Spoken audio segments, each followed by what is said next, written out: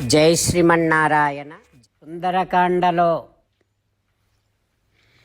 అయితే సీతమ్మకే కనుక కోపం వస్తే ఎవరినైనా తగలబెట్టేయగలదు.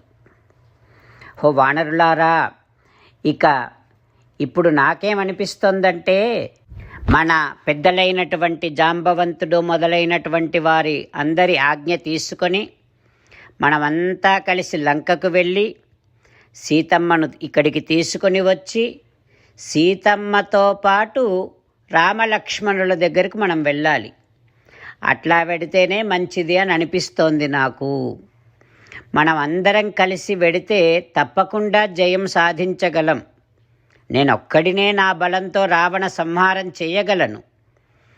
ఆ ఇంద్రజిత్తు వేసేటటువంటి బ్రాహ్మం ఇంద్రంచ రౌద్రంచ వాయవ్యం వారుణం తథా బ్రహ్మాస్త్రం ఇంద్రాస్త్రం రౌద్రాస్త్రం వాయవ్యాస్త్రం వారుణాస్త్రం అన్నింటినీ పనికి రాకుండా చేయగలను. ఇంకా ఏ మహామహాస్త్రాలు ఇంద్రజిత్తు వేసినా ఒక్కటి కూడా పని చేయకుండా చేయగలిగేటంతటి శక్తి నాకుంది.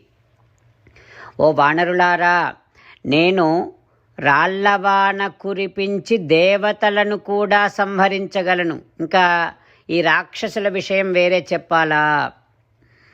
ఇక మనకు మహాబల పరాక్రమము కలిగినటువంటి పెద్దలు కూడా ఉన్నారు మన సైన్యంలో. జాంబవంతుడున్నాడు.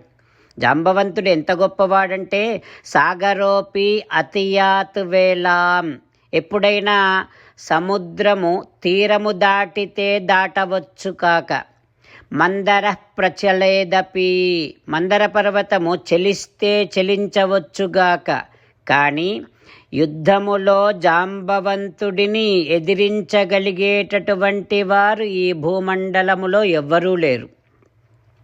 అంత గొప్పవాడు మన జాంబవంతుడు.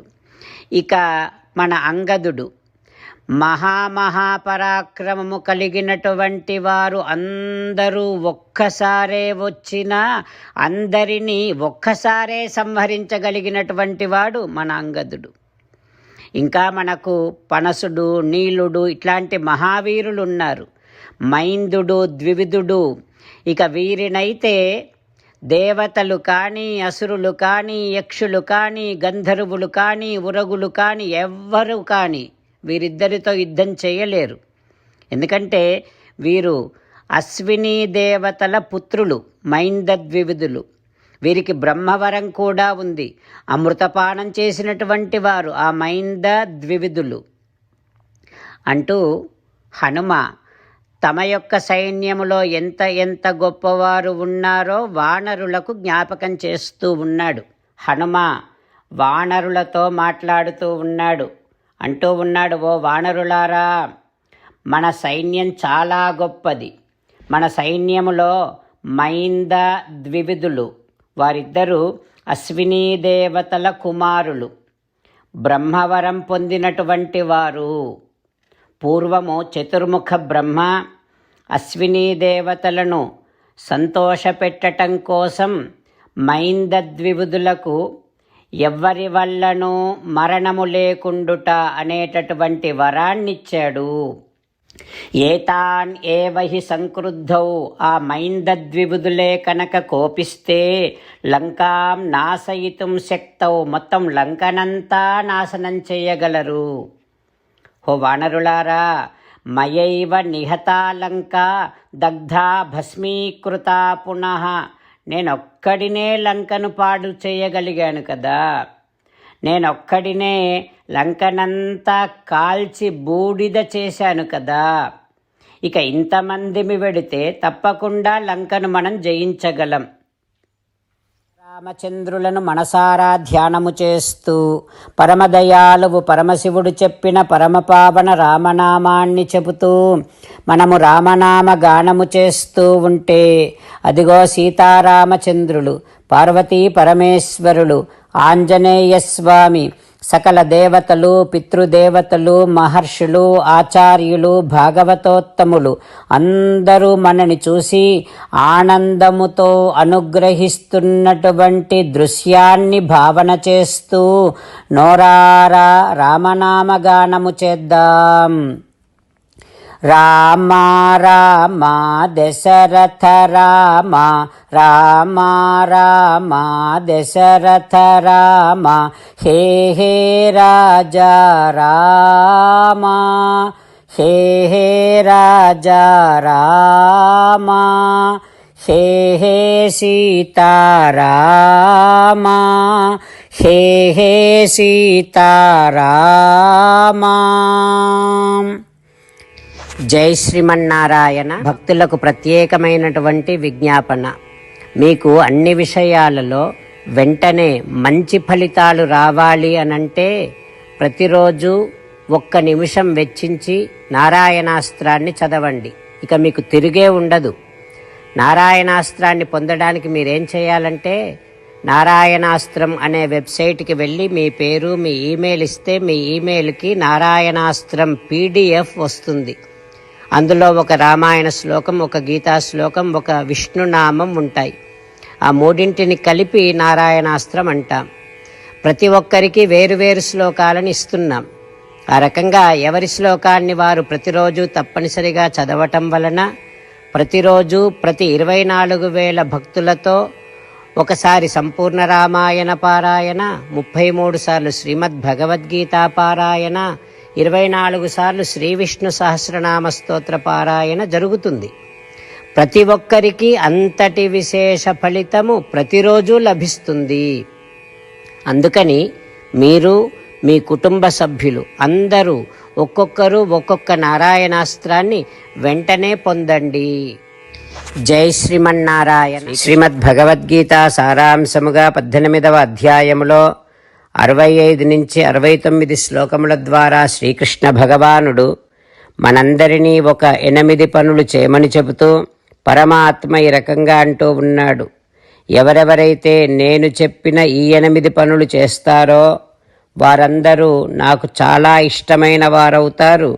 అప్పుడు వారిని నేను సకల పాపముల నుండి సకల దుఃఖముల నుండి విముక్తులను చేసి నా అంతటి వారిగా చేసుకుంటా, తరగని ఆనందాన్ని అనుభవింపచేస్తా.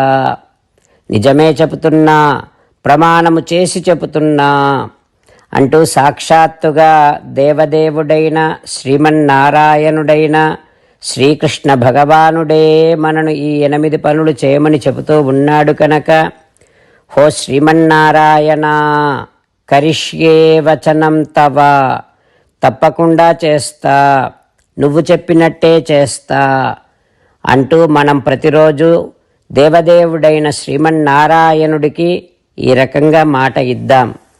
హో శ్రీమన్నారాయణ, నువ్వు చెప్పినట్టే నేను నిన్నే సంతతము ధ్యానము చేస్తూ ఉంటా. హో శ్రీమన్నారాయణ, నువ్వు చెప్పినట్టే నేను నీ భక్తుడిగానే ఉంటా. హో శ్రీమన్నారాయణ, నువ్వు చెయ్యమన్నట్టే నేను నా విధులను కర్తవ్యాలను నీ సేవగా నీ తృప్తి కోసమనే సక్రమంగా నిర్వర్తిస్తూ ఉంటా. హో శ్రీమన్నారాయణ, నువ్వు చెప్పినట్టే నేను నీవాడిని అనే మహావిశ్వాసాన్ని సంతతము కలిగి ఉంటూ నా హృదయములో నీకే నమస్కరిస్తూ ఉంటా. హో శ్రీమన్నారాయణ, మామేకం శరణం వ్రజ, నన్నొక్కడిని మాత్రమే శరణు వేడుకో అని నువ్వే అన్నావు కనుక నేను నిన్ను ఒక్కడిని మాత్రమే శరణు వేడుకుంటా. హో శ్రీమన్నారాయణ, మా శుచః, ఇక దుఃఖించకు అని నువ్వే నాకు భరోసా ఇస్తూ ఉన్నావు కనుక నేను ఇక దుఃఖించను. హో శ్రీమన్నారాయణ, నువ్వు చెప్పినట్టే నువ్వు నా కోసమని చెప్పిన శ్రీమద్భగవద్గీతను ఎప్పుడో ఒక్కసారి కాకుండా ప్రతిరోజు కనీసము 1 శ్లోకాన్నైనా అనుసంధానము చేస్తూ గీతోపదేశాన్ని జ్ఞాపకం చేసుకుంటూ ఉంటా. హో శ్రీమన్నారాయణ, నువ్వు చెప్పినట్టే నువ్వందరి కోసమని చెప్పిన శ్రీమద్భగవద్గీతను తెలియని భక్తులందరికీ తెలియచేసే నా వంతు ప్రయత్నాన్ని నిరంతరము కొనసాగిస్తూనే ఉంటా.